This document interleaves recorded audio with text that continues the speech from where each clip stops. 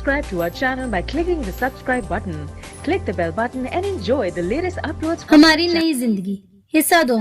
नई जिंदगी में चीजें कौन सी है? नंबर 1 नई पैदाइश, नंबर 2 नई जिंदगी, नंबर 3 नया घर, नंबर 4 नई फितरत, नंबर 5 नया आका, नंबर 6 नया मददगार, नंबर 7 नई हालत, नंबर 8 नया नाम, नंबर 9 नया खानदान, नंबर 10 नया तहफ़्फ़ुज़। एक आला तालीम याफ्ता शख्स खुदावंद यीशु मसीह के पास आया। उसका नाम निकोदेमुस था। आप उसकी कहानी यूहन्ना 3 बाब उसकी 1-21 आयत में पढ़ सकते हैं। यीशु ने कहा, निकोदेमुस, तुझे नए सिरे से पैदा होना जरूर है। अगर तू नए सिरे से पैदा नहीं होता तो तू खुदा की बादशाही को नहीं देख सकता।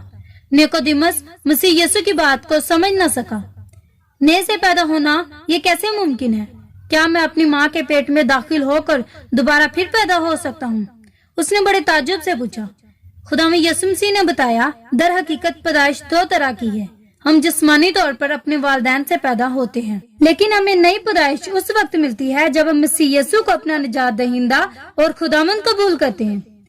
इस नई पैदाइश को हासिल करने से पेशतर हम रूहानी तौर पर मुर्दा होते हैं।